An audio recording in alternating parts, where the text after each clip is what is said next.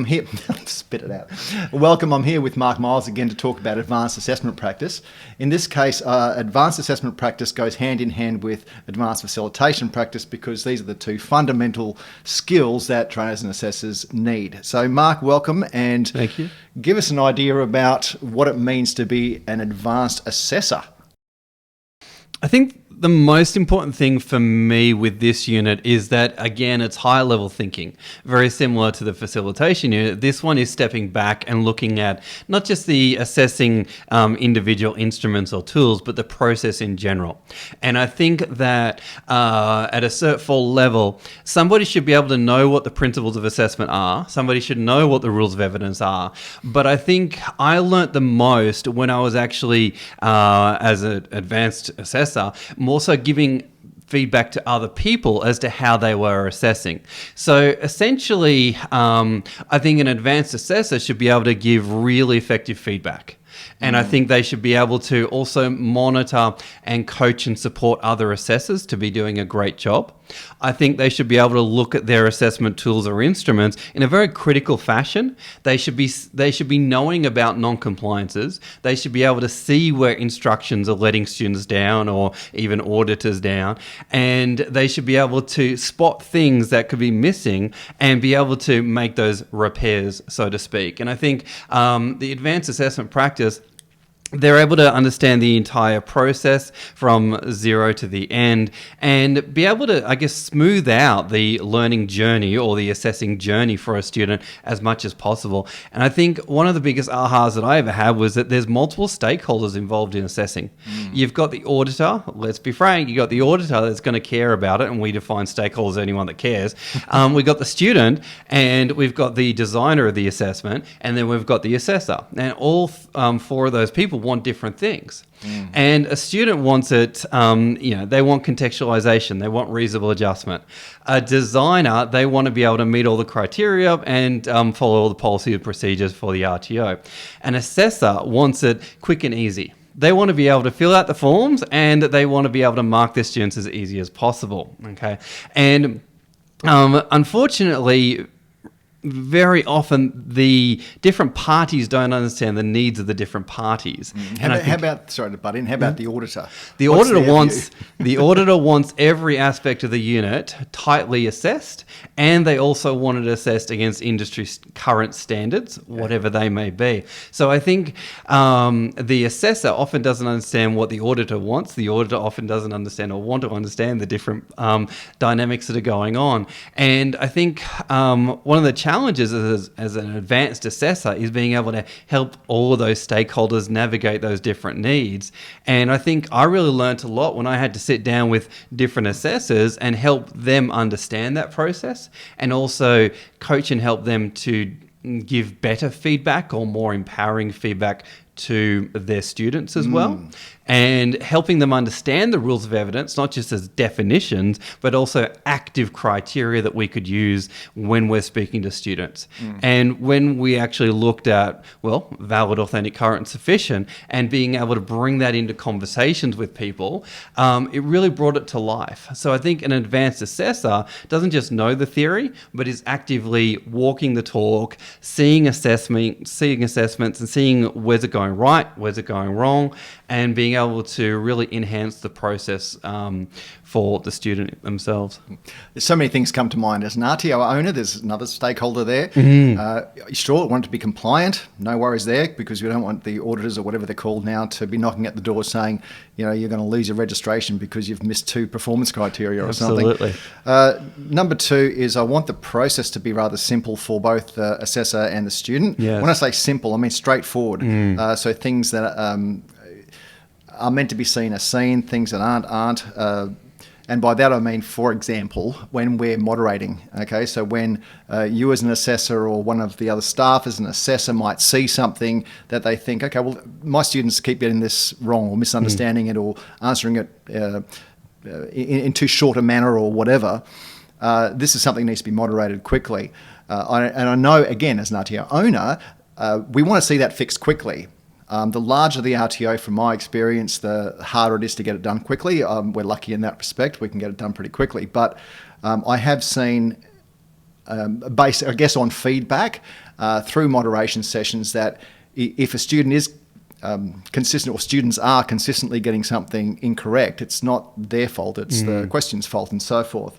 So as an advanced assessor, it's about being able to not just apply the rules of evidence and the principles, but see how they can actually make a difference within the organisation, sure, with other assessors, like you said, but also in the assessment instruments and tools themselves. Also like what you said about the whole process, because again, as a stakeholder, I want to make sure that the assessments, like things like version control and everything, are up to date. We use the right ones at the right time. We keep an archive of all the old ones. This is something that an advanced assessor should know all about. Oftentimes, if we just finish our Cert 4 and we're out there and we're doing some assessment, pardon me, the assessment starts when we get the assessment in from the student, and it finishes when we give them a mark. Great, but that's not being an advanced assessor. Yeah. That's doing the minimum, the absolute minimum. So the other thing I think is incredibly important for that progress from simple to advanced is validations, like continually doing validations. Moderation's great, but actually attending validation sessions and really applying those questions that we have in validation documents to not just the assessment instruments themselves, but examples from the students. So that, I think at the end of the day, that does allow an assessor to reevaluate what they know about the assessment tool that they're evaluating or they're validating. But on a broader scale, it lets them apply all this knowledge that maybe they hadn't been applying up to that point in time. So validation's kind of like your professional development as an assessor to become, I think, a more advanced assessor. And the last thing I'll talk about before I'll hand over to you again is this idea of sharing your knowledge.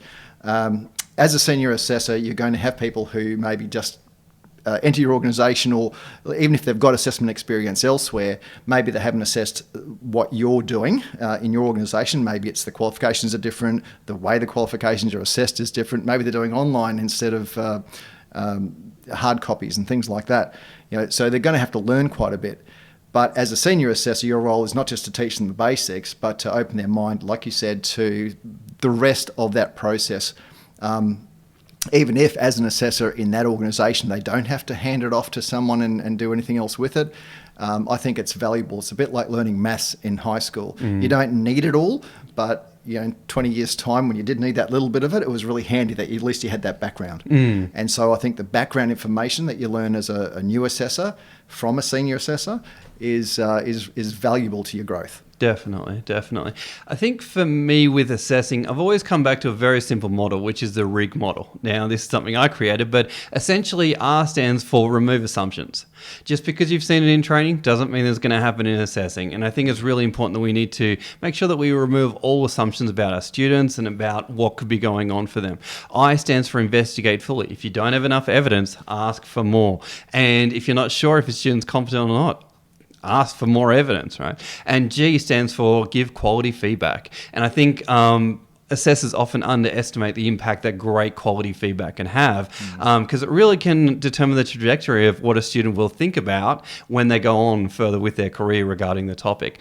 I think as a senior assessor I often find has had exposure a little bit more to audits. They've had a little bit more exposure to the standards and how the standards for RTOs will impact the assessing process. They'll have an appreciation of the fact that assessing and getting the assessing right, the mapping right, and all those different things, and how it relates back to the standards, and they can see the bigger picture. Again, it's not just about the tick and flick. It's about, does it actually meet the requirements as per the training package and as per the standards for RTOs. And I think that's a really important thing. Maybe they've also been involved in writing guides on how to give feedback and guides on how to do assessing.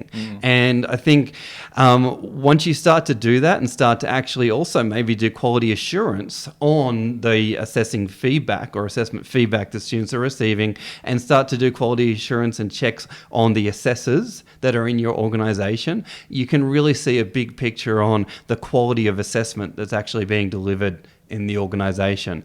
And I think ultimately, as inconvenient as it is, assessing is the area that I guess the regulator, ASC, will look at the strongest, more so than training. And so I think when an advanced assessor is operating, they are always linking that back to the bigger picture, linking that back to the success of the organization. And they do look at individual assessing items, whether it's a assessor performance or it's a student performance. They look at it very, I guess, in a very methodical way, because they really care, knowing that any slip up, so to speak, could really impact the organization as a whole.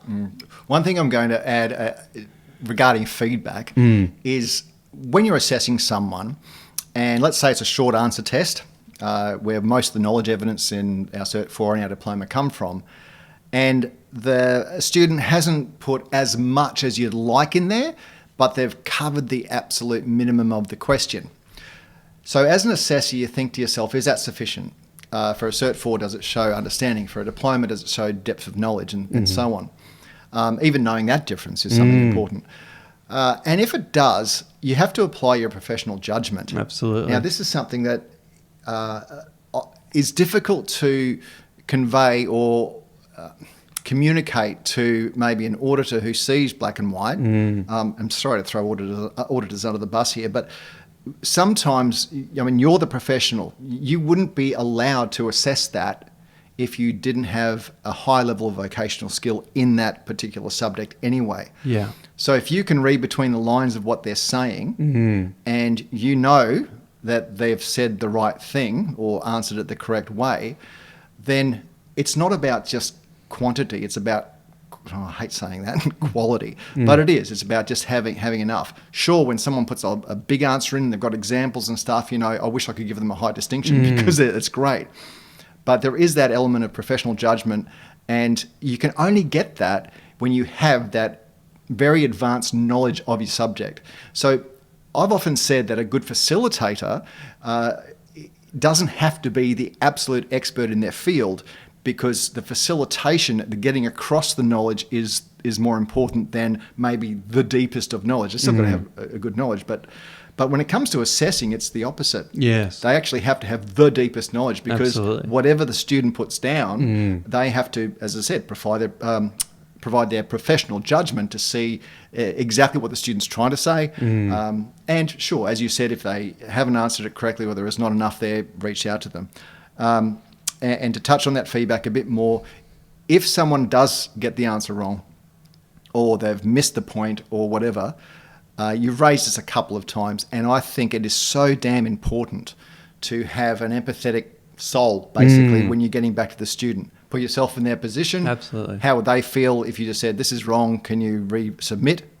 Okay, well, that's correct, but it hurts, as opposed to, look, you got this bit right, it looks like you've missed the mark on this. What I'd suggest is looking here and looking here. Yeah. And that is one last thing I'll say, is that when you're providing feedback, you have to provide feedback that directs the person to where they can go to find the information, or give them some hints as to what you're looking for. Just a blank, this isn't correct, resubmit, is terrible feedback. Yes. And I think for me, ultimately, as a learner, on the other side of the equation, if I know why I've got it not yet satisfactory or not yet competent, I can deal with that, so to speak. I can accept that feedback.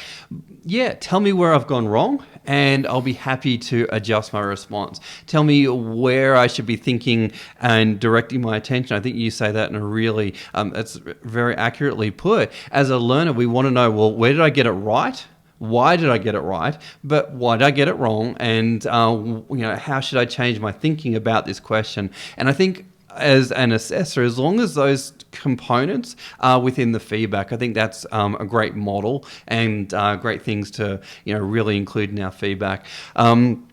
And just the knowledge and awareness that what happens in assessing does have a real bigger picture ripple effect on not just the student, but the organisation as a whole. And I think with training, we really have a ripple effect on someone's life and their future, really, because what we teach them, they really will either go away and use or not use, so to speak, depending on how well we impart the knowledge. But I think on assessing, we are certainly how do I put this?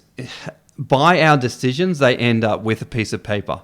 That piece of paper then opens up new doors of opportunity for them, but also gives them the skills and knowledge and the license in the broader sense to be able to go out and perform a function in society. And by us ticking them off, we are really making a statement to say that, yes, this person is ready to be able to do this task. And I think advanced assessors will again see the bigger picture. And they'll appreciate the enormity of what's actually happening in the assessment process. So it's not just the tick and flick, it's the thoughts that go into the process itself, making sure the paperwork's right, making sure all the stakeholders are happy through the process. So just touching back on the fact that each of the stakeholders want different things, but at the end of the day, we all want competent students. Again, thanks, Mark, for joining us here on this discussion about advanced assessment practice.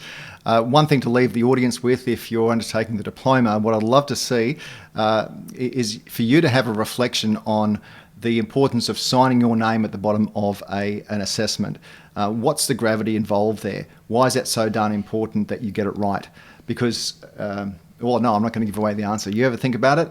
And as a senior assessor, you should know, and therefore maybe pass that same information on to other assessors that you know, because at the end of the day, everyone's signing their name, not the organisation's name, to that assessment. All right, well, thanks very much, everyone. Thank you again, Mark, and we'll see you soon. Thanks.